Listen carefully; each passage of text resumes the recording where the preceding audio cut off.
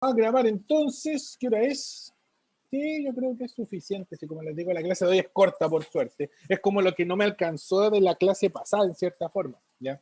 Lo que pasa es que esta era primera vez, por así decirlo, y eso es verdad. Porque nosotros, de hecho, ahí la mamá del Vicente, la tía, la Valentina, sabe, porque de hecho nosotros trabajamos juntos. Y trabajamos juntos en la misma institución. Y en esa institución a veces teníamos que pasar los contenidos muy condensados. Entonces, yo evolución lo veía en 2 clases. Con ustedes yo me di un lujo enorme. Vimos evolución, si no me equivoco, fueron 4, y si no fueron 4, fueron 5 clases. Y créanme que eso fue, como les digo, un gran lujo porque nunca lo había visto con tanta libertad. Siempre sentía que me iban apretando, que me iban persiguiendo cuando estaba viendo la clase. ¿Ya? Entonces ahora la vimos con completa calma, pude profundizar en lo que efectivamente quería siempre profundizar.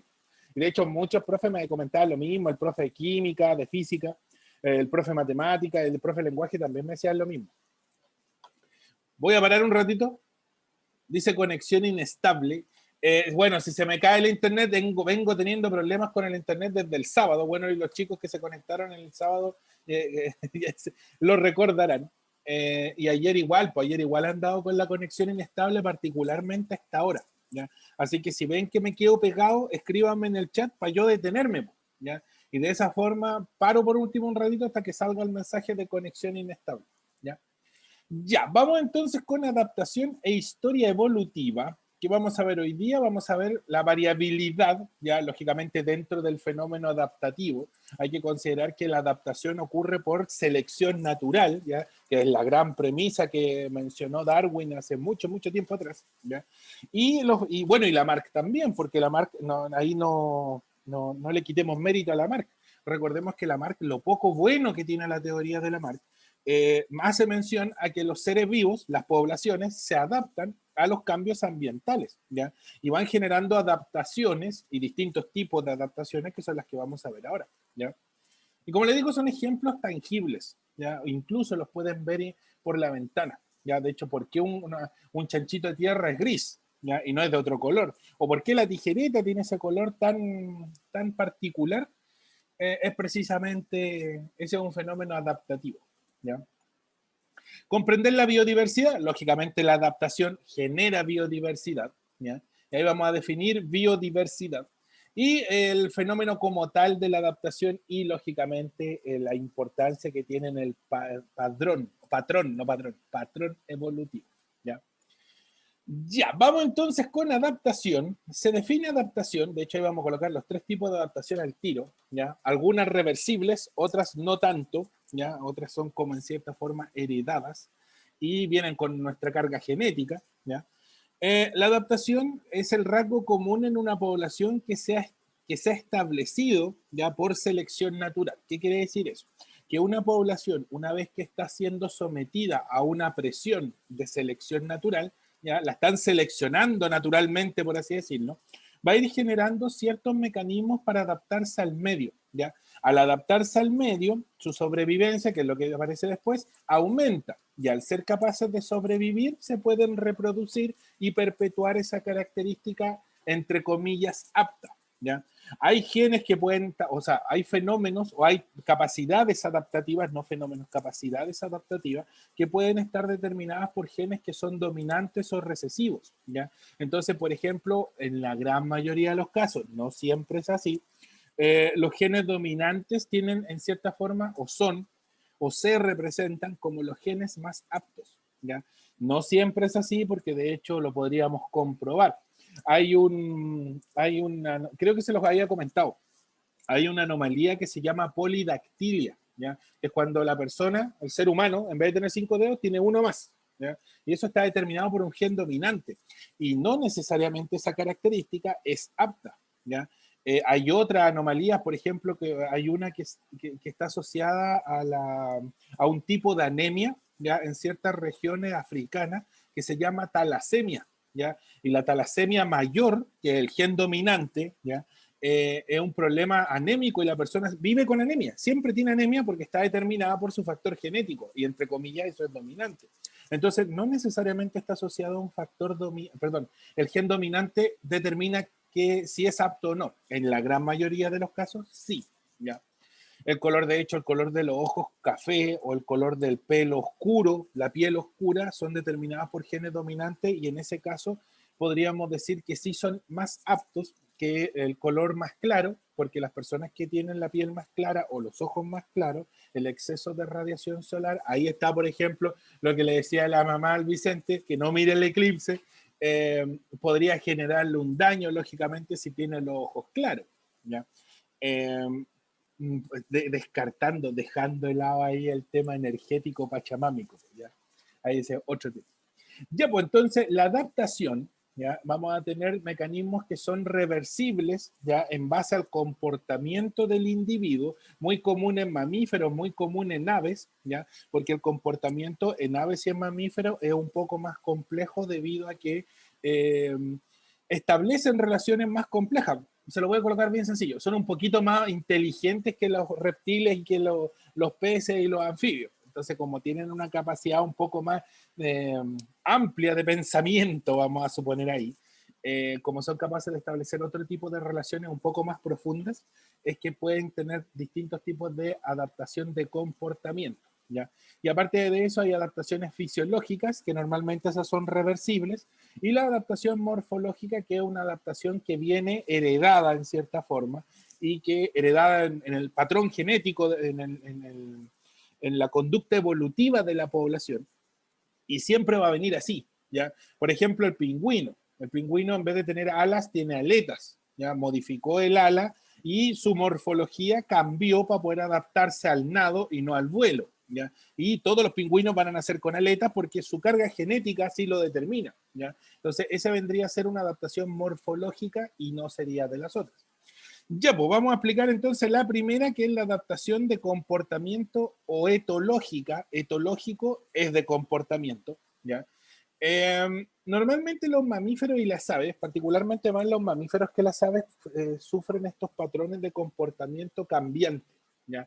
Y los mamíferos cambian su comportamiento dependiendo de la capacidad reproductiva, si van a entrar en celo, si están en celo, si están embarazados, por así decirlo, o si parieron, ¿ya? Van cambiando el comportamiento en base a fases hormonales, ¿ya? Porque su sistema fisiológico también es más complejo.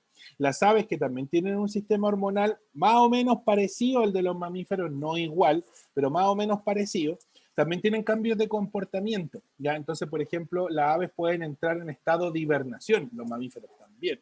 Las aves tienen ciclos, entre comillas, ciclos sexuales de reproducción, los mamíferos también. Y durante esos fenómenos, ya su comportamiento va variando, ¿ya? Va variando, por ejemplo, en el caso de los mamíferos, para proteger a las crías después del parto.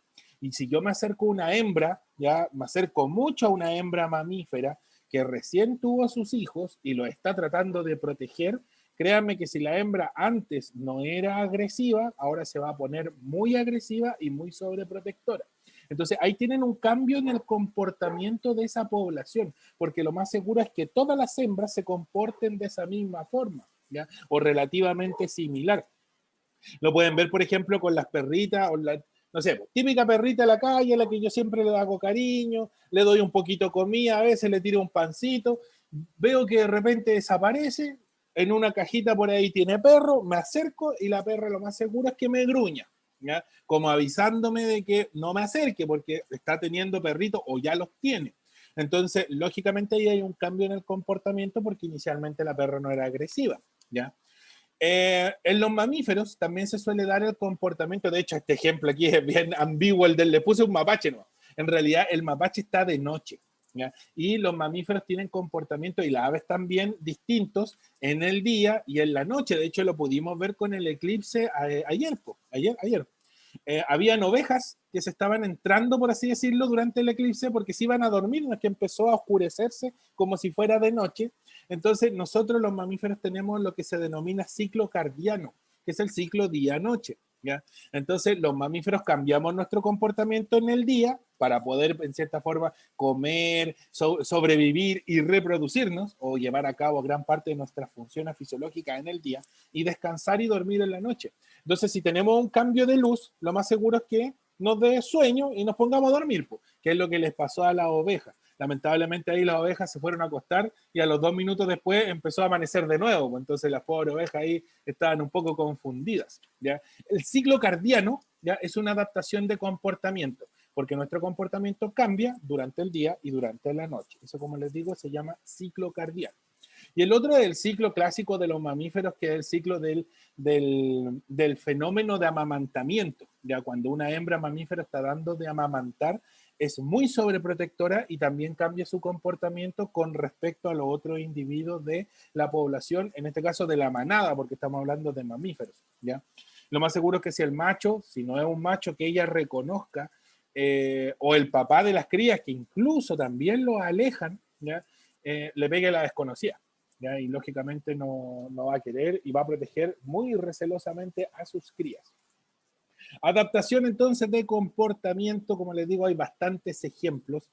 Cambia el comportamiento de la población bajo ciertos parámetros. Por ejemplo, parámetros reproductivos, y por ejemplo las gatitas o los perritos cuando se van a reproducir y entran en celo, se comportan de una forma distinta. Esa es una adaptación de comportamiento, porque es reversible. Cuando termina el fenómeno, vuelve al estado normal, por así decirlo, entre comillas, ¿ya?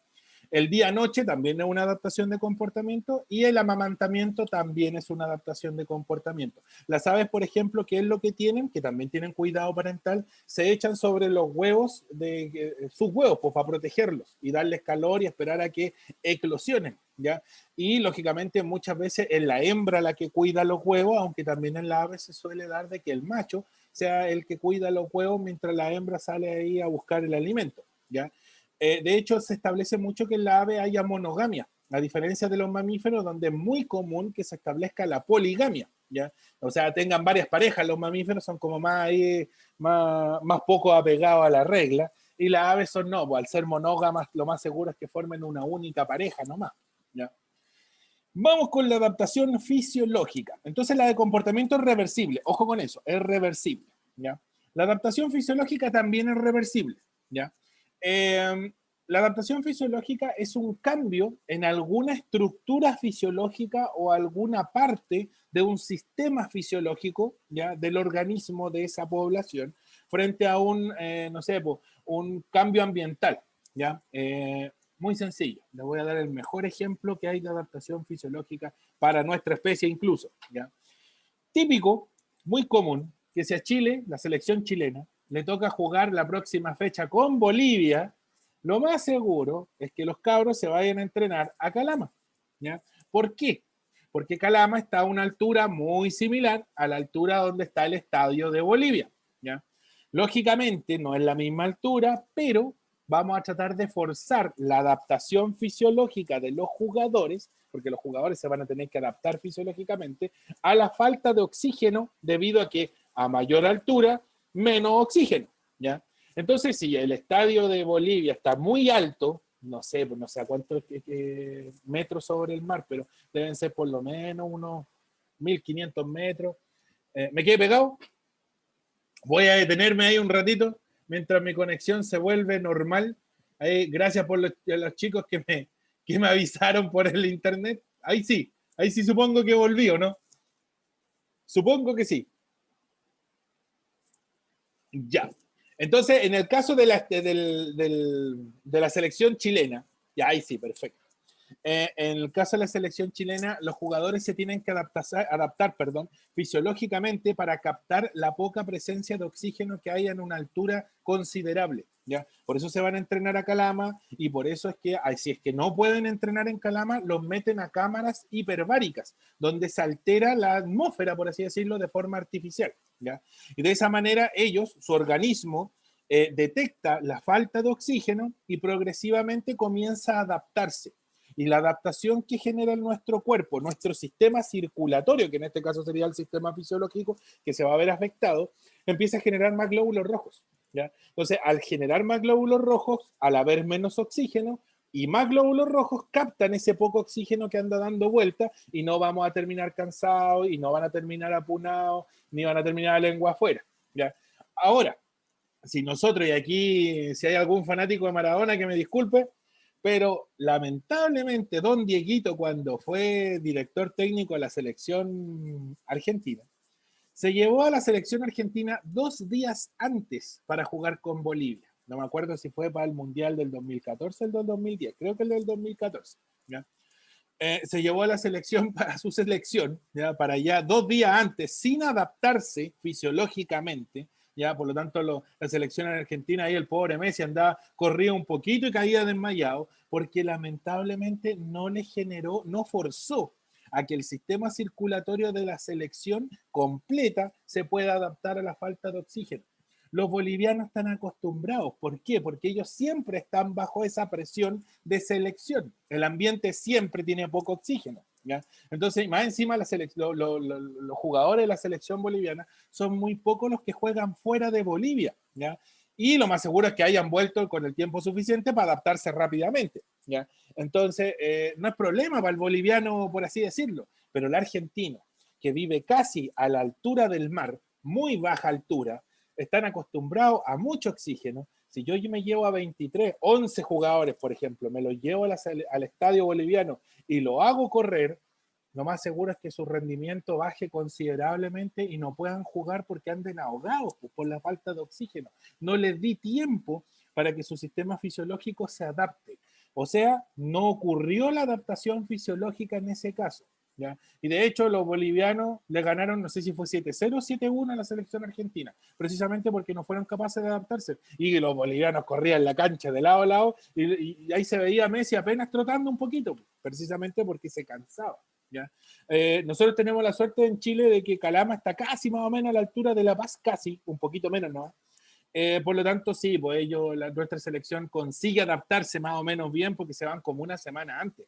O sea, en este caso, la adaptación fisiológica no ocurre de forma inmediata o se toma un tiempo para ocurrir, ¿ya? Y una vez que la selección chilena vaya a ganarle a la selección boliviana ya y se vuelvan, esperemos que sea así, y se vuelvan a Santiago, por ejemplo, que no está a la altura del mar, pero lógicamente está mucho más bajo que el Estadio de La Paz, los jugadores progresivamente su sistema fisiológico, su sistema circulatorio va a empezar a eliminar los glóbulos rojos que no necesite. ¿Ya? Los que produjo en exceso, los empiece progresivamente su sangre a volver al estado normal.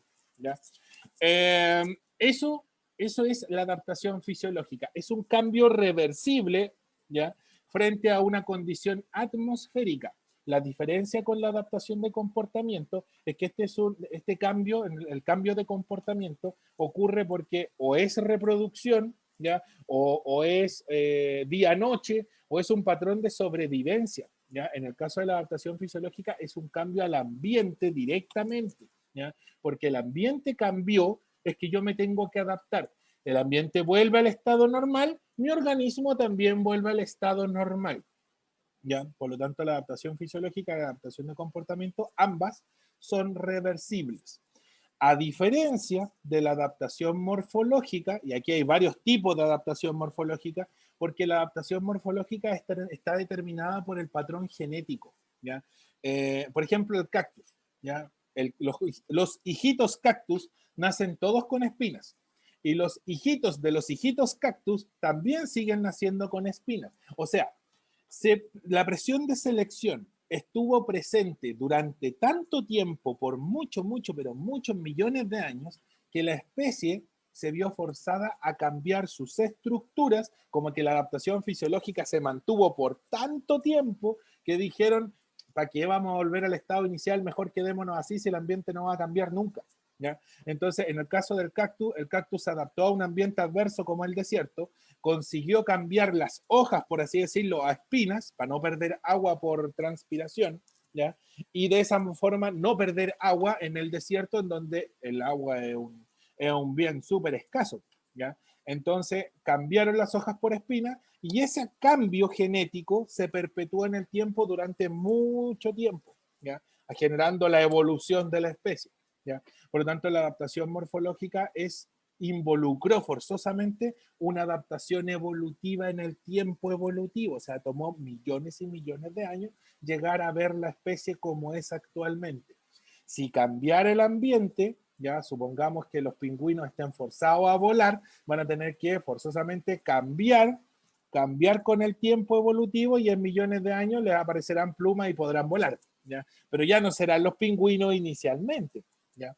Por lo tanto, la adaptación morfológica es una adaptación característica de la población, es heredada genéticamente, ¿ya? Y lógicamente es debido o ocurrió debido a que la presión de selección, el seleccionador natural, estuvo mucho tiempo de una forma muy persistente, ¿ya? Entonces lo forzó a cambiar, pues lo forzó a evolucionar, ¿ya?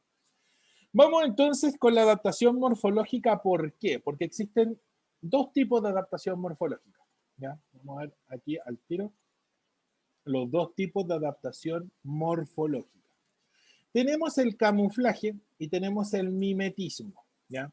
Dentro de la adaptación del camuflaje, muy sencillo, de hecho creo que se las definió, ¿no? No se las defino, se las tengo que definir yo, ¿ya? El camuflaje es adaptarse, en la adaptación morfológica, ¿ya? Frente al medio ambiente en el cual la población con la que estoy trabajando, la especie que estoy estudiando, se asemeja al ambiente, ¿ya? De hecho, en esta imagen, yo no sé si logran ver bien al camaleón, pero ahí en el primer cuadrito que estoy señalando con el mouse, hay un camaleón, ¿ya? Y ese camaleón está tan bien escondido, se asemeja tanto al ambiente que cuesta muchísimo poder identificarlo. Imagínense a nosotros si nos cuesta identificarlo, imagínense con el depredador. Lo más seguro es que ni lo vea, ¿ya? A menos que se mueva muy abruptamente, ¿ya? Ahí sí quizás sí se pueda ver. Pero el camaleón camina súper lento precisamente y por las ramas se afirma súper bien, precisamente para no generar un movimiento muy abrupto para que un depredador no lo vea.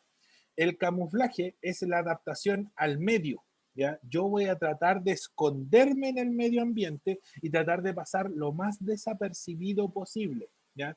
Es como tratar de, no sé, de hecho los militares ocupan ropa de camuflaje, no ropa de mimetismo, y ocupan ropa de camuflaje para no verse en el ambiente, ¿ya? De tal forma que, no sé si han tenido la dicha de ver aquella película ochentera que se llamaba Rambo, ya, Rambo lógicamente de repente aparecía de la nada porque estaba camuflado en el ambiente, ¿ya? No se veía precisamente. Si en los militares ocuparan ropa de mimetismo, estarían disfrazados del oponente. Y esa es la clave del mimetismo, ¿ya? Y la diferencia con el camuflaje. En el camuflaje ustedes están escondidos y pasan desapercibidos, ya invisibles, literalmente. De hecho, el camaleón apenas se ve. Yo del camaleón logro distinguir el puro ojo que está ahí, que le estoy señalando con el mouse.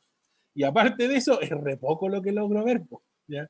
Y de hecho aquí tienen otro, este bichito, ¿ya? Este bichito es muy parecido a un pulgón, y este pulgón, por así decirlo, es muy parecido a la hoja que se está comiendo, pasa piolita. Lo más seguro es que el depredador no logre verlo porque crea que es una hoja, ¿ya? Está ambientado, ¿ya? Pasa, como les digo, invisible en el ambiente. La diferencia con el mimetismo, ¿ya? Y de hecho vamos a tener tres tipos de mimetismo, uno más común que otro, y lo vamos a ver al tiro. Ahí está el mimetismo, ¿ya? El mimetismo es tratar de hecho el término lo indica mimo, ¿ya? Tratar de igualar, de serme similar a otra especie que ya de por sí pueda ser peligrosa, ¿ya? Es como que yo me disfrace de una especie peligrosa, entonces nadie se va a querer meter conmigo porque creen que yo también soy peligroso, ¿ya? Es tratar de engañar al depredador en ese sentido. De hecho, yo me he encontrado con esta mosca, ¿ya? La mosca de las flores. Y la mosca de las flores, cuando, de hecho, me pasó la primera vez. Aquí dice la Valentina. Ya, perfecto, justamente. Si hay animales que no logran pasar desapercibidos, en el caso del camuflaje, es porque posiblemente el depredador es capaz de identificarlo. Es como que el depredador evolucionó o está evolucionando para tratar de ver de mejor forma o identificar de mejor forma a la presa, ¿ya? Lo más seguro es que ahí se genere un patrón de coevolución. Entonces, la especie que tiene camuflaje se queda ahí detenida, por así decirlo. El depredador empieza a adaptarse progresivamente para comérselo y poder verlo, ¿ya? O poder verlo y de ahí comérselo, ¿ya? Entonces, la especie que tiene el camuflaje tiene que forzosamente evolucionar, dar un paso siguiente. Ya, eso le va a tomar muchos años, ¿ya? Millones de años, de hecho. Y si el depredador no lo logra identificar, lo más seguro es que se termina extinguiendo, porque si vive directamente en relación de depredación, lo más seguro es que no sea capaz de comer otra cosa, ¿ya? Entonces, la coevolución, de hecho creo que lo explicamos, la coevolución ocurre normalmente frente a un fenómeno de adaptación. Si la presa se adapta, el depredador también tiene que adaptarse, ¿ya? Si no se adapta, lo más seguro es que la presa, perdón, el depredador muera, ¿ya? Y también puede forzarse a causa del depredador, pues el depredador está diezmando a la población porque ya logra identificar al camaleón, por ejemplo. Lo más seguro es que el camaleón tenga que empezar a pintarse de un color para que pase aún más piola todavía, ¿ya? Y de esa forma el depredador no lo identifique. Pero sí, si el depredador logra ver a la presa, ya lo más seguro es que es porque la presa no se ha podido adaptar bien al ambiente. O en su defecto puede pasar de que la presa estaba muy adaptada al ambiente y ahí, haciendo el enlace con lo de la próxima semana, el ser humano contaminó el ambiente. Y al contaminarlo, ponle tú que le haya cambiado el color, no sé, pues el hollín, el exceso de humo, hizo que cambiara el color de la hoja y de las ramas. Entonces el pobre camaleón ahora se ve, porque ahora las ramas son grises y ya no son verdes. Y lamentablemente el camaleón se escondía del verde, con el verde, no con el gris. Entonces él va a tener que forzosamente adaptarse y si no se adapta, se extinguirá nomás. Pues lamentablemente ahí en la influencia humana es terrible en ese sentido, porque también modifica el factor ambiental. Y eso también lo vamos a ver la próxima semana. Más o menos ahí, Valentina, con la duda. ¿Sí o no? Sí. Sí, profe. Ok. Ya, entonces, como les decía, el mimetismo, ¿ya? Yo me voy a disfrazar de una población, una especie que sea altamente temida, por así decirlo, y yo voy a tratar de asemejarme a ella y voy a tratar de confundir a los depredadores para que no me vean, porque lo bueno de todo esto es que los depredadores no saben zoología y no tienen ni idea cómo identificarme, ¿ya? De hecho, como les decía, yo me he encontrado con esta mosca y como la mosca vuela rápido, ¿ya? De hecho, me pasó de que venía una mosca de esa, se acercó mucho y me tuve que correr para el lado porque pensaba que era una abeja. Y cuando vi que la mosca se detuvo, la voy viendo bien y digo, no, esta cuestión no es una mosca. O sea, perdón, no es una abeja, es una mosca, ¿ya? Ahora, lógicamente, yo logré distinguir, o logro más o menos distinguir el cuerpo de una mosca en comparación con el de una abeja, pero de lejos son iguales prácticamente, ¿ya? En el mimetismo batesiano, que es el primer tipo de mimetismo, la especie copia a otra, ¿ya? Que le copia el color, se disfraza de ella y trata de pasar lógicamente como si fuera parte de este grupo peligroso, ¿ya? En el mimetismo milleriano, de hecho con la mariposa virrey y la mariposa monarca, que son estas mariposas que están acá abajo, que una es más grande que otra, pero así de lejos uno las ve igual, imagínense el depredador, la va a ver aún más igual todavía. Lo que pasa aquí es bien particular con el mimetismo milleriano. A ver, el milleriano es la evolución del batesiano, ¿ya? ¿En qué sentido? En el que la especie que se está disfrazando de la especie peligrosa, por así decirlo, también en cierta forma es capaz de copiar esa estructura ventajosa de la especie peligrosa.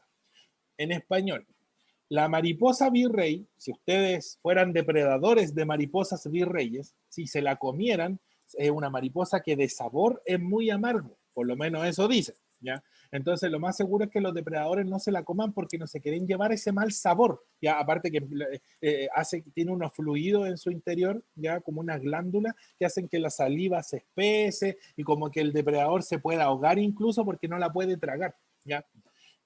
La mariposa virrey, o sea, la mariposa virrey, perdón, y la mariposa monarca, que copia en el color y forma a la mariposa virrey, también tiene una glándula más rasquita, más charcha, que secretan el mal sabor, ¿ya? Pero no secretan este líquido espeso que es característico de la mariposa virrey, ¿ya? Entonces la monarca le alcanza a copiar el mal sabor, se disfraza y también se disfraza parte de la característica ventajosa, pero no la totalidad de ellas, ¿ya? Por lo tanto, ahí la ranita, el reptil, por ejemplo, el depredador que se quiera comer a la mariposa monarca, se va a llevar un mal sabor, ¿ya? Pero no, posiblemente no va a estar en riesgo su vida, ¿ya? Y es más difícil, y lógicamente son difíciles de identificar, entonces nadie va a tratar de meterse con ese tipo de mariposas, pues nadie va a correr el riesgo.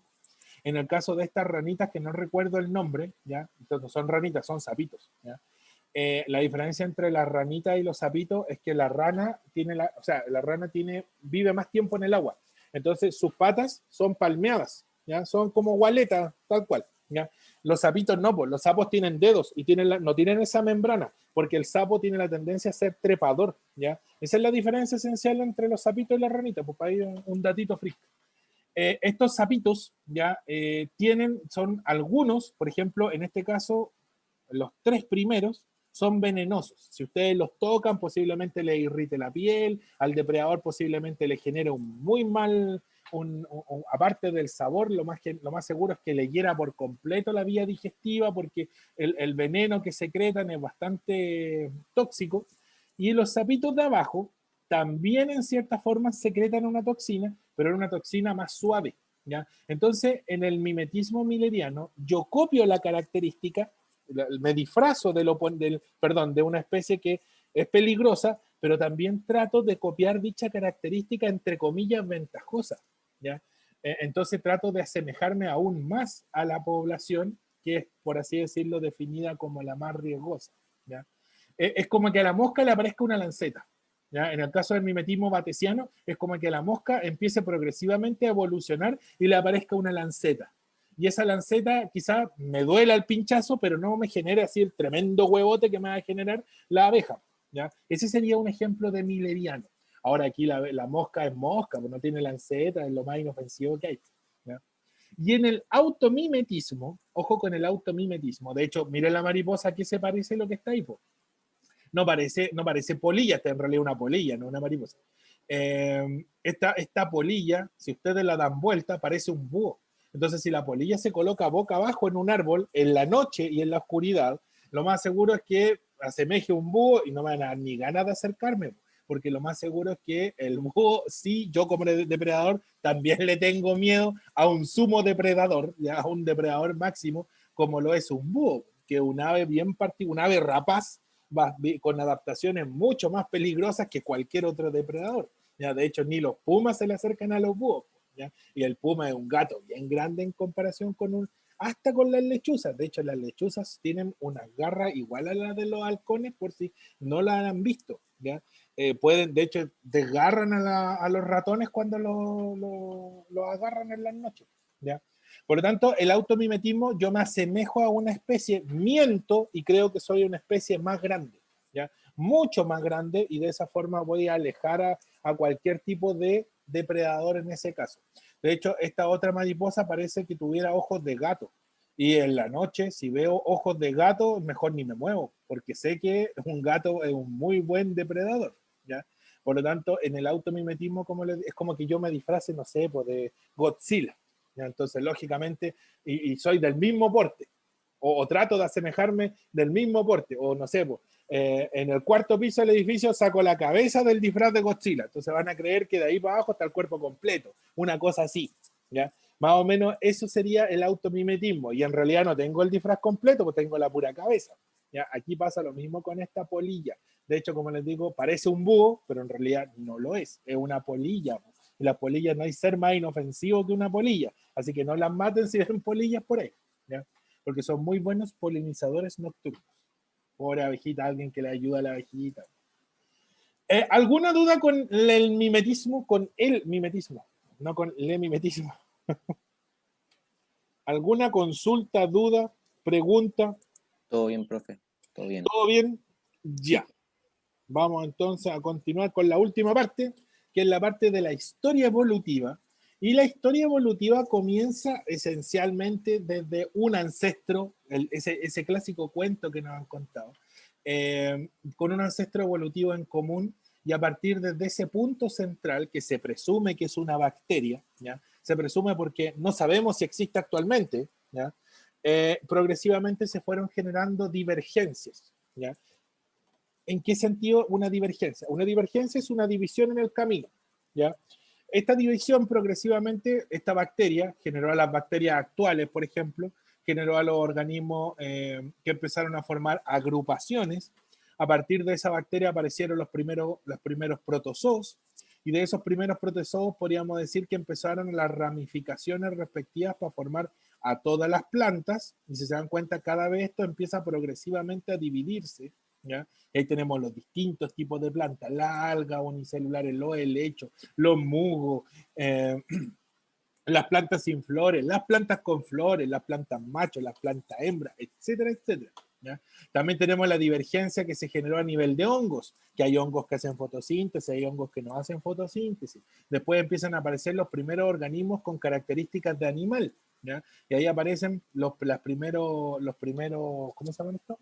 De hecho, este ahí está, que no es un hongo, ¿no? Ese no es un hongo, ¿eh? Ese es una medusa, que de hecho son los animales más básicos que hay. Y a partir de las medusas aparecen otro montón de animales más, ya hasta llegar a todo lo que conocemos actualmente.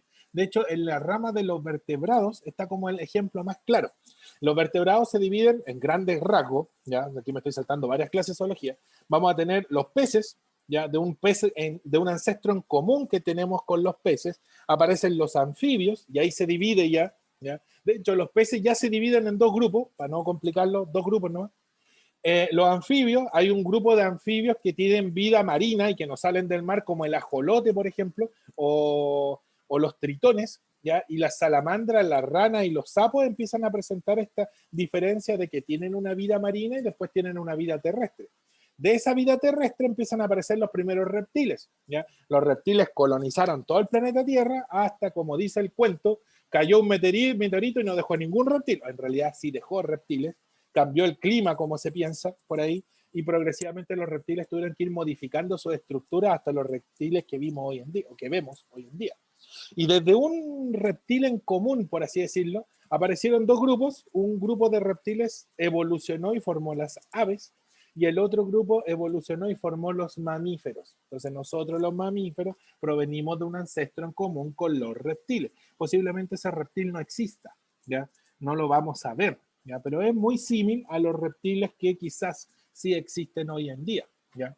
De hecho, yo creo que muchos se han preguntado cómo es que existe el, no sé, pues el ornitorrinco, un mamífero que pone huevos.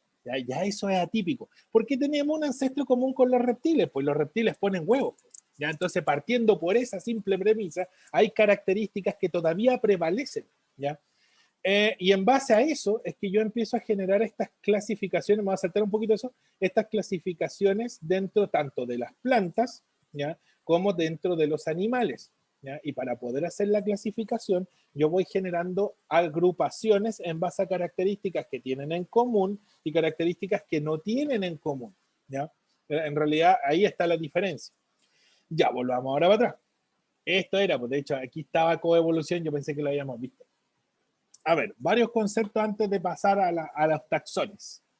Tres conceptos base. ¿Ya? La coevolución, que era algo ya les expliqué más o menos, es la adaptación evolutiva mutua entre dos especies. Cuando dos especies viven en estrecha relación, ya sea porque viven en parasitismo, por ejemplo, uno parasita a la otra, o hay depredación, uno se come a la otra, también puede ser. O hay simbiosis, o elijan ustedes el tipo de simbiosis, por ejemplo, puede haber mutualismo.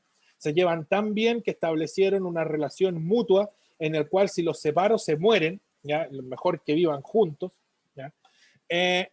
Y si uno evoluciona, el otro forzosamente también tiene que evolucionar. Hay una evolución en conjunto. De hecho, como que en cierta forma se ponen de acuerdo para evolucionar. ¿Ya? Si la presa evoluciona, el depredador está forzadamente obligado a evolucionar porque si no, no va a poder seguir consumiendo esa presa y va a tener que o cambiar su dieta, ¿ya? O lamentablemente extinguirse. Entonces no le quedaría otra opción más que evolucionar. Lo mismo que en el parasitismo. Si el perro evoluciona y hace su piel más dura, las pulgas no van a poder comer, no van a poder chupar sangre y vivir a expensas del perro. ¿Ya? Entonces las pulgas van a tener que evolucionar y no sé, pues el aguijón que tiene, que en realidad no es como un aguijón, el aparato dentado, el aparato bucal que tiene la pulga va a tener que adaptarse para poder morder ahora la piel más dura del perro. Entonces también tiene que evolucionar. Cuando dos especies viven en estrecha relación y si una evoluciona, lo más seguro es que la otra también tenga que hacerlo. ¿Ya? Esa es la coevolución. Evolucionamos juntos. ¿Ya? La evolución divergente, que es esencialmente cómo han ocurrido los fenómenos de evolución en el patrón evolutivo de la historia. La evolución divergente es cuando yo tengo una línea evolutiva, los reptiles, por ejemplo, y los reptiles de repente empezaron a ver condiciones ambientales demasiado adversas y un grupo de reptiles evoluciona hacia las aves y el otro grupo de reptiles evoluciona hacia los mamíferos. Entonces se generó una división del grupo inicial. ¿ya? Ahí sería una evolución divergente, ¿ya? También denominada, ojo, radiación adaptativa. ¿Por qué se llama radiación? Porque cuando yo formo esta estructura circular, por así decirlo, con todas las especies, empiezo a generar radios, como estaba acá. Desde el centro hacia la periferia, pues eso es un radio. Entonces empieza a generar radios con los distintos tipos de especies, ¿ya? Por eso se habla de radiación adaptativa, no que estoy irradiado, oh Dios mío, rayo X, no, nada que ver, ¿ya? Es un proceso de rápida especiación de una o más especies. La selección natural actúa sobre este proceso, ¿ya? En la evolución divergente y en la coevolución también hay selección natural en realidad. Y la evolución convergente, en lo contrario a la divergente, en vez de separarme, empiezo, no sé, pues, dos especies viven en el mismo lugar geográfico, sometido a la misma presión de selección. Lo más seguro es que ambas especies, pese a que estén muy separados en la historia evolutiva, ejemplo, uno sea un invertebrado, el otro sea un vertebrado, están súper distanciados, pero como el ambiente es el mismo, empiezan a presentar características en común, ¿ya? Lógicamente con la limitación que tiene un invertebrado y la limitación que puede tener un vertebrado, ¿ya? Ejemplo, el mejor ejemplo que tienen ahí son en el ambiente marino. De hecho, el mejor ambiente para dar ejemplo es el ambiente marino. En el ambiente marino ustedes tienen el tiburón, ¿ya? Y no ha faltado el que ha confundido el tiburón con el delfín, ¿ya? De hecho, se parecen así de lejos. Son más o menos del mismo tamaño, tienen esta forma como de torpedo, ¿ya? Las aletas son bien parecidas, hasta tienen dientes, uno con una dentadura mucho más peligrosa que el otro, pero igual tienen dientes, ¿ya? Y son muy buenos cazadores en el mar también, pues. Entonces, en cierta forma, un mamífero como el delfín evolucionó en forma, ¿ya? A un pez que también evolucionaron en forma porque el ambiente es el mismo. Entonces empiezan a presentar características en común, empiezan a tener una convergencia evolutiva, ya empiezan a asimilarse, a ser demasiado símiles, pese a, como les digo, que uno es un pez y el otro es un mamífero, son completamente distintos, ¿ya? Es el desarrollo de estructuras similares en organismos que no están emparentados. Qué mejor definición, ¿ya? De hecho, ahí el mejor ejemplo que tienen también es el ala del murciélago, que es el ala de un mamífero, ¿ya? Con las limitaciones que tiene el ala de un mamífero, en comparación con el ala de un pajarito, que lógicamente el ala del pajarito sí evolucionó para volar. El mamífero como que adaptó la pata, ¿ya? Para poder volar, ¿ya? Pero en sí no es un ala. Y si la comparan con esta clásica ala del pterodáctilo, es muy símil de hecho, porque hay una membrana que cubre en cierta forma algunas extremidades, como en el caso del mamífero y como en el caso del pájaro, que en realidad hay una membrana de donde emergen las plumas, porque le dan lógicamente un aerodinamismo mucho mejor que cualquier otra especie que vive en el aire, por así decirlo, aunque no es que viva todo el día en el aire. ¿Ya? Vamos entonces con estas ramas evolutivas, ¿ya? Dando ciertas características. ¿Ya? Primero con las plantas. Yo no soy muy botánico para mis cosas en ese sentido. Y pese a que pasé botánica como con un 5.2, nunca me gustó mucho la estudiar porque hay que estudiarla. Las algas verdes, las algas en general, son el ancestro común que tienen todas las plantas, ¿ya? Todas las plantas en cierta forma provienen de las algas, en algún momento se generó una divergencia evolutiva, ¿ya? Y las algas empezaron a evolucionar hacia los musgos y hacia las primeras plantas con tallitos, ¿ya? Esas son las plantas vasculares. ¿Por qué? Porque el alga no tiene un tallo rígido. De hecho, si ustedes agarran el cochayuyo y lo sacan del mar, ahí el Vicente lo que se pegue la vuelta en la playa, le hacen así el cochayuyo y el lacio como que no tiene forma, medio baboso incluso. De hecho, hojas no tiene, ¿ya? Son como que el tallo en cierta forma en la hoja, es una cuestión bien extraña, ¿ya? Lógicamente estas algas evolucionan a tener un tallo rígido porque lógicamente se empiezan a alejar del mar, ¿ya? No es que la alga diga, oh, hoy día voy a caminar más allá, no, progresivamente el mar se puede recoger o en su defecto la tierra empieza a emerger, pues empieza a salir del fondo marino. ¿Ya? Entonces, lógicamente, las especies empiezan a despegarse progresivamente del mar. Y lo mismo pasa con los musgos. ¿Ya? Los musgos son las primeras plantas que colonizan la tierra, de hecho, o por lo menos así se piensa. ¿Ya? Y de las primeras plantas vasculares empiezan a aparecer los helechos, que son ya si ustedes comparan un musgo con un helecho, son bien distintos. El musgo es pequeñito, o es relativamente simple en su morfología, el helecho no. El helecho tiene hojas, tiene tallo, tiene raíz, que son características básicas de una planta y que un alga y un musgo nunca van a tener, ¿ya? Y a partir de estas plantas vasculares ya empiezan a aparecer también las primeras plantas con semillas, que yo creo que esas son las que nosotros conocemos en su gran mayoría, ¿ya? De hecho, los helechos no tienen semillas. No sé si ustedes han visto algún helecho, por debajo de la hoja va a tener como unas pelotitas, ¿ya? Pueden ser de distintos colores, pero son como pelotitas. Y si ustedes las toman, es como un polvillo, ¿ya? Esas son las esporas que tiene el helecho y es su mecanismo de reproducción. No tiene semillas un helecho, ¿ya? Y de las plantas vasculares aparecen las primeras semillas que en cierta forma pueden perpetuarse o durar más tiempo, y a partir de estas plantas con semillas, que duran más tiempo de hecho que las otras plantas, empiezan a aparecer las primeras coníferas, ya que son plantas con un pseudofruto, ya, pseudofruto porque en realidad la semilla está aglomerada en el entre comillas fruto, y las primeras plantas con flores.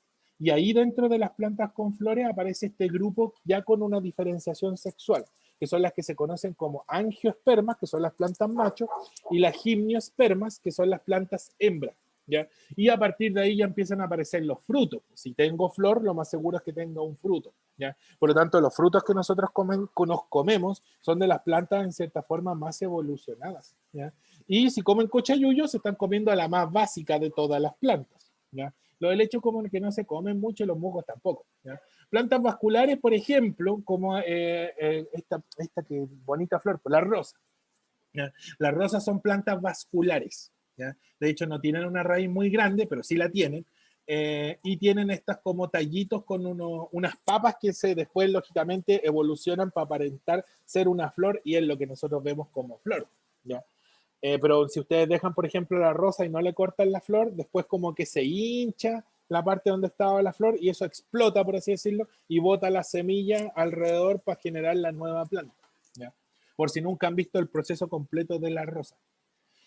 Si se dan cuenta, aquí hay una divergencia, porque progresivamente ustedes van generando, miren, las plantas, las algas se dividen en dos grupos, las plantas vasculares y los musgos. Las plantas vasculares se dividen a su vez en dos grupos más, los helechos y las plantas con semillas, y las plantas con semillas a su vez se dividen en dos grupos más, en las coníferas y las angiospermas y las gimnospermas. Y las angiospermas y las gimnospermas generan, las plantas con fruto, que en realidad no lo puse aquí porque no me alcanzó el espacio, ¿ya? Ahí están las características: mayor rigidez, cubierta cerosa protectora, estructura semejante a raíces, que es propio de los helechos. Las plantas vasculares tienen un floema, que es como la sangre de la planta, ¿ya? Lógicamente la planta con semilla, la característica es la semilla, o el embrión, ¿ya?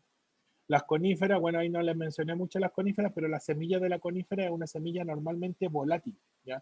Que lo más seguro es que el viento o algún pajarito la va a picar y va a salir ahí, va a volar por los aires y va a tratar de alejarse lo más que pueda para generar de nuevo otro arbolito, ¿ya? Y finalmente el desarrollo de estructuras reproductoras, ojo, sexuales, ¿ya? Que lógicamente son las flores, o el pistilo, el estambre, son los aparatos reproductores de la flor, perdón, de la planta, ¿ya? En la flor. Pero a mí siempre me gustó más la zoología, de hecho ahí está la zoología, y lógicamente es muy similar en cierta forma, ¿ya? De hecho, los primeros organismos, lógicamente hay que considerar un ancestro unicelular en los animales, los primeros protozoos, las amebas, por ejemplo, y progresivamente empezaron a vivir en grupos, ¿ya? Las células en cierta forma empezaron a agruparse porque se dieron cuenta que era cómodo vivir en grupos, pucha, en grupos nos protegemos, nos ayudamos, si a la célula de la esquina le falta algo, le damos lo que le falta, y progresivamente empezaron a formar las primeras esponjas, ¿ya? Que son estas clásicas esponjas de mar, los primeros corales, que son agrupaciones celulares, que en cierta forma es un animal, pero si ustedes lo parten y lo plantan, por así decirlo, va a crecer de nuevo, porque en cierta forma toda la estructura o cualquier parte de la estructura es el organismo completo, ¿ya? Entonces lo pueden dividir y segmentar sin problema. Después aparecen los primeros pólipos, de hecho las esponjas, tienen pólipos. Los pólipos son como los corales, ¿ya? Son una, como entre comillas, planta que vive pegada en la arena y como que abre la boquita para poder comer y por ahí mismo bota los desechos, porque la boca es el ano, ¿ya? Y después aparecen de la fase pólipo, algunas empezaron a evolucionar y empezaron a vivir flotando en el mar. Y como empezaron a flotar, desarrollaron esta estructura característica para flotar, que es la que se conoce como umbrella, que no tiene ni un brillo del inglés porque significa paraguas, ¿ya?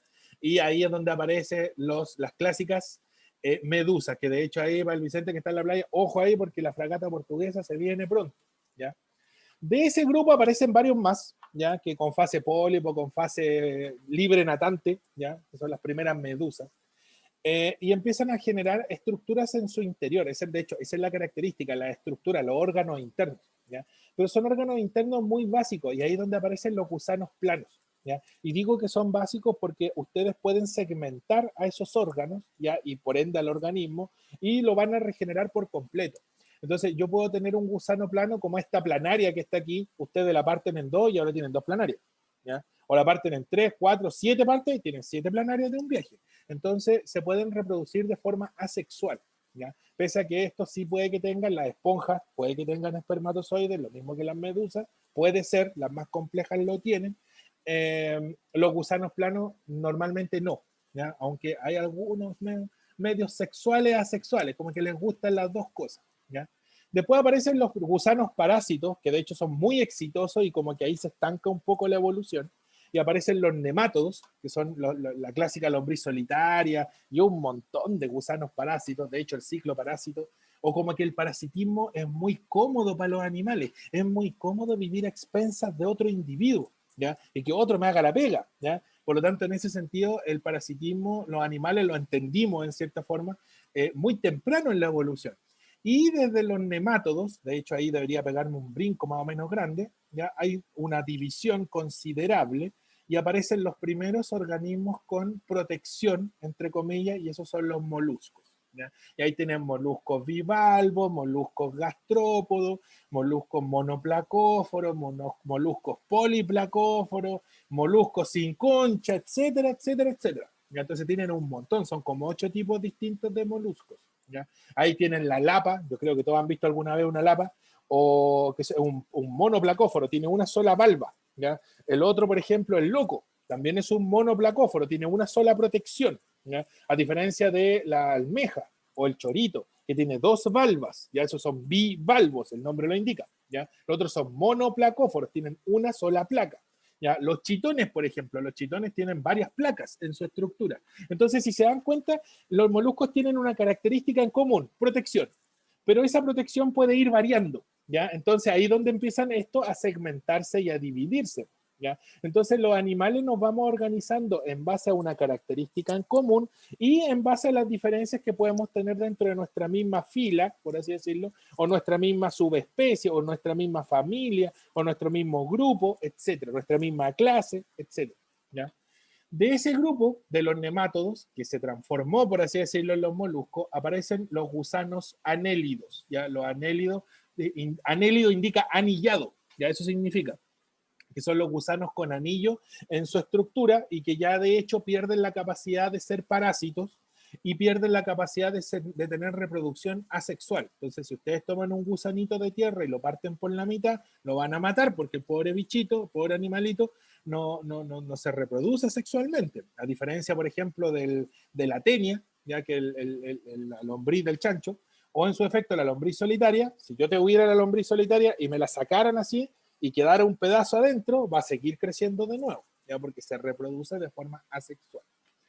Y los más exitosos, y aquí me va a pegar un piscinazo más o menos grande, y digo grande con justificación, porque los artrópodos son los animales más exitosos de los que existen. No superan a todos los vertebrados en número y ustedes miran para afuera y se van a encontrar con un bicho, ¿ya? Y ese es un artrópodo lo más seguro. Los artrópodos son los primeros organismos que empezaron a desarrollar patas, ¿ya? Apéndices móviles, cosa que un molusco no tiene, cosa que un anélido tampoco tiene, y de ahí para atrás tampoco ninguno tiene patita, ¿ya? Los artrópodos, ¿ya? Son organismos, son especies que tienen esta capacidad de movilidad bastante desarrollada, ¿ya? Y tienen de hecho un sistema nervioso mucho más complejo, un sistema circulatorio, empiezan a aparecer los sistemas respiratorios y los sistemas digestivos y los sistemas excretores, ¿ya? Por lo tanto, los artrópodos ya tienen una fisiología muy compleja, muy similar a la de nosotros, que es la vertebrada, ¿ya? Lógicamente con sus limitantes, pero ahí están, con un aparato reproductor, con dimorfismo sexual. O sea, yo puedo diferenciar, por ejemplo, no sé, entre la tijereta macho y la tijereta hembra, ¿ya? De hecho, le voy a dar ahí el tip. La tijereta hembra, ya que se viene de moda, o sea, en esta fecha empiezan a proliferar las tijeretas. La hembra tiene no sé si me miran ahí la cámara ustedes, tiene la pinza con forma de U, tal cual, como una U. Pero el macho no tiene la pinza con forma de U, la tiene como hacia afuera los cachitos, ya como una forma de letra B, ya, o V. Entonces, ese es el dimorfismo sexual. O sea, hay una diferencia clara entre macho y hembra. Las arañas, por ejemplo, la clásica Loxosceles, que es la araña rincón, ¿ya? El macho es diferente a la hembra, ¿ya? El macho tiene el abdomen un poco más pequeño, más reducido, y la marca que está encima es una marca más blanca, ¿ya? En cambio, la hembra no, la hembra tiene el abdomen más abultado y la marca lo más seguro es que sea negra, ¿ya? Entonces ahí tienen una diferencia entre macho y hembra. Hay otra diferencia también. Los pedipalpos que tiene la araña macho, de la araña rincón macho, tienen los pedipalpos como patitas, ¿ya? Y son más largos. ¿Por qué? Porque de esa forma va a identificar cuando esté cerca la hembra para poder copular con ella y alcanzar a arrancarse para que no lo maten. Porque lamentablemente la reproducción en la araña es bien tajante. Y la hembra, los pedipalpos, ya que son como que son como unas patitas pequeñas que tienen en la cabeza, que no son patas como tal, ¿ya? Los pedipalpos son más cortitos, ¿ya? Y no los mueven tanto. Ahí hay que, sí, pues hay que forzosamente acercarse a la araña y verla. Si ustedes le tienen fobia a la araña, no van a llegar a la parte de los pedipalpos, ¿ya? Van a llegar a la parte del abdomen posiblemente, que es la característica más común, ¿ya? Los artrópodos, hay una infinidad de artrópodos insectos, ¿ya? Artrópodos arácnidos, tienen artrópodos, no sé, isópodos, decápodos, miriápodos. Podría estar toda la tarde nombrando artrópodos, ¿ya? Si tienen la posibilidad de ir a un zoológico que tenga un artropodario, ¿ya? Ahí van a ver distintos tipos de bichos, hay algunos que no se quedan mucho ahí. Yo normalmente puedo pasar una hora y media mirando bichos, ¿ya? ¿Por qué? Porque voy identificando las características, las similitudes, ¿ya? El por qué tienen esa estructura y la diferencia con su mismo grupo, que de hecho eso es lo bonito, ¿ya? La diferencia que tienen con los otros bichitos, por qué son parecidos y por qué no son parecidos, ¿ya? De hecho, los insectos, ¿ya? Ojo ahí, este otro dato freak, los insectos tienen alas y todos tienen alas, sin excepción alguna, ¿ya? De hecho, las tijeretas, que uno dice, pero que son insectos, pero no tienen alas. No, sí tienen alas. En la parte de hecho, la ala la tienen, es una ala muy reducida, muy pequeñita, que ustedes la pueden tomar con una pinza y incluso podrían sacarla y la tijereta no le va a pasar nada porque en realidad no la ocupa, es como un vestigio, ¿ya? Pero sí, esas mugres también tienen alas. Por suerte no han evolucionado para usar el ala, porque si no, imagínense, estarían volando. Y de ahí empiezan a aparecer otras ramas, ya hasta llegar lógicamente a los vertebrados. Y de los vertebrados, ese verso ya se los conté. Empiezan a aparecer los peces, vertebrados, empiezan a aparecer los anfibios se transforman en cierta manera en los reptiles, y de los reptiles se dan paso a las aves y los mamíferos. Por lo tanto, nosotros tenemos un ancestro común con los reptiles, para ser más específico, con los cocodrilos, ¿ya? Como que no con el cocodrilo actual, pero sí con una especie parecida a un cocodrilo que lo más seguro es que se haya extinguido, ¿ya? Y eso, pues, como dicen ustedes cuando terminan sus disertaciones. Bueno, esto es parte de lo que vimos en la clase pasada, porque como les decía, esta parte que al final se me alargó un poco porque yo me pongo a hablar de evolución y si no me ponen la pata en el freno puedo estar hablando todo el día, ¿ya? La adaptación es característico de la selección natural, ¿ya? Es generada por la presión de selección. Y no se olviden que hay adaptaciones morfológicas, funcionales y etológicas, donde las funcionales y las etológicas son reversibles y la morfológica yo la heredé y posiblemente la herede a mi descendencia, ¿ya? Y lógicamente muchas de esas adaptaciones se deben a que tenemos que adaptarnos al ambiente para poder sobrevivir, y si sobrevivimos nos reproducimos, por ende nuestra especie se perpetúa en el tiempo, ¿ya? Todo relacionado al final con la definición de especie, ¿ya? Próxima clase entonces, no sé qué hora es. Oh, me pasé 10 minutos, Dios mío. ¿Ven? Si no digo yo, si me puedo, me voy en la bola, como dicen el profe química, y me pongo a hablar nomás. La próxima semana, última clase teórica, ya vamos a ver la parte de contaminación.